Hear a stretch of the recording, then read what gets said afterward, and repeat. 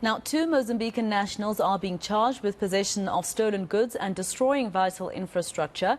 They've been taken into custody after suspected stolen property worth approximately 1.9 million rand was found in their vehicle. The items and the vehicle have been seized by police and returned to Manguzi SAPS. To unpack this further for us, I'm joined by Border Management Authority Deputy Assistant Commissioner Stephen van Neel. Stephen, thank you so much for your time. What you found in the car was pretty interesting to me. Can you just tell the viewers who might have missed it what you found in the stolen goods that we talk about? No, thank you very much, and good afternoon to yourself and the viewers. I think for us it was quite a breakthrough with the deployment of our border guards at one of our critical areas going into Mozambique. So it was yesterday afternoon that border guards would normally be responsible for access control at the ports of entry and make sure that from time to time they have random searches on vehicles that and sometimes it's just simply a search that one would say that you see that the occupants of that vehicle might be suspicious. And in this case of yesterday it was exactly that. And what we had found was to find a number of boxes in the vehicle. And when we unpacked the boxes, obviously we then came about, we realized that, it is lights that are packed in the vehicle. Now, because we are not competent authorities in this thing, it was therefore necessary for us to engage eThekwini, Metro Police, as well as the local authority in that area, or the Metro rather, in that area, to just have an idea of what is that we have found. And immediately they came through to Kosi Bay, and that's where the incident happened, and therefore we then had engagements with the Hawks as well, who was central to this operation, with the Border Management Authority, and that's how we arrested these two thugs. And of course, you found that after calling all the authorities that you needed in terms of the lights that you found that they actually lights that belong to the Municipality of KZN?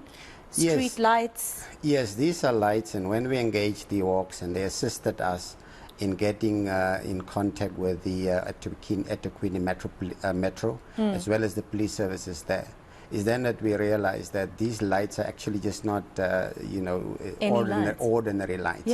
In fact, when we had engagements with the municipality, we then realized that, according to the municipality, it is actually only the Metro we should be having those lights. So it was quite interesting that on something that we just thought it is, it's an arrest of two people on some ordinary lights, and we realized it was not the case.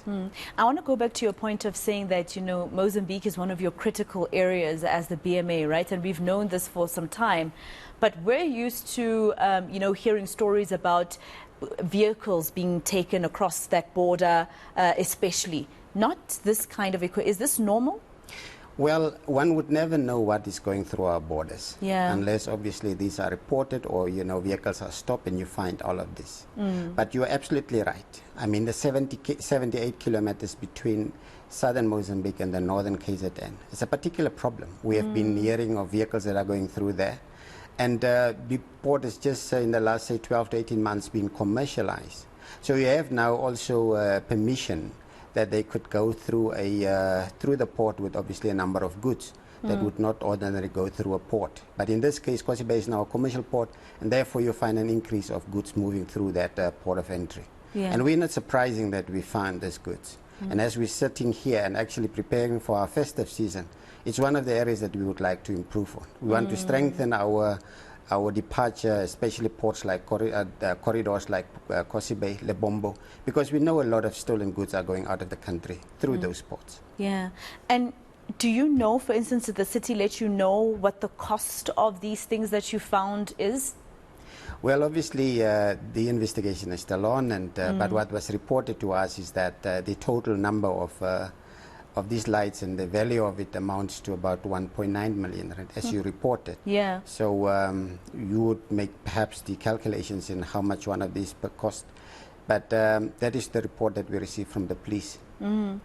Now, you know, when it comes to cases like this, you always wonder if there's a middleman, or rather an inside job, let me call it that. Are your investigations going to stretch to that? Because those boxes, we were showing the visuals of those boxes that you found, it looks brand new. So it has to have been taken from a state building or someone who works for the state, right?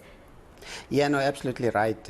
Unfortunately, we're not in a position at this point in time to say whether these are actually, you know, there are other people involved. But through the police at Manguzi, and I'm sure even the Metro will also do their own investigations and try to realize. And only then we will know that if there are people that are inside the organization also involved. So I heard you say that you want to strengthen, especially going into the festive season. We know that that's problematic for South Africa on many grounds. What are your plans, without divulging too much, of course, to make sure that you do arrest those who are doing wrong? What is the BMA's plans at your Libombo, Bite Bridge and Kosi? Okay, so for the festive season upcoming, we would normally do a few things. First, we will bring in additional capacity because we know that it's increased pressure on the port, and therefore, you know, you have the potential of any congestion at some of the ports. And we know that, for instance, at Bait Bridge as well as Libombo. So we bring in extra people to assist us over that period. And our festive season starts on the 6th of December until the 18th of January. So then we deploy these forces for that period. But also in other areas where you have restricted hours in ports of entry, we then have an agreement with a neighboring country to see whether we cannot extend those operating hours. So these are the two areas. But in particular, you know, on the corridors, for instance, N1 into Bait Bridge, we've also, as part of our plan, we also have additional 400 border guards that we will make use of during the festive season. And for them to be deployed at ports like Bait Bridge, Libombo, Kosi Bay, as well as in the Free State, is really just to strengthen, you know, the ability of the state to actually take charge of that space. And with the 400 that we are bringing in addition to those that are assisting with service delivery in our ports of entry, we should be in a position to have more of such arrest. And we know that this time of the year, you have a lot of, you know, incidents, whether it's house breakages or people get mugged with bicycles. And these are the stuff that are going through our ports of entry. But we will be vigilant. We will make sure that this time around we will unpack some of these, you know, whether it's a bakkie or, you know, any conveyance carrying these goods across. My last question to you, Mr. Van Neel.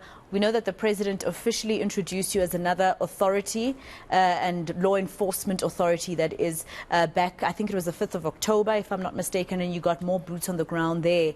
Can you officiate an arrest, number one? And number two, are your members well trained? Because in some of these instances, it becomes violent. No, you're absolutely right. And unfortunately, where we now in terms of capacity building, we deliberately had recruitment in areas where we would not necessarily do the, you know, in-depth training. So we have a lot of soldiers in our environment. We have a lot of policemen in that environment. So that gives you an opportunity to be at least, you know, at the same level as the other two armed services.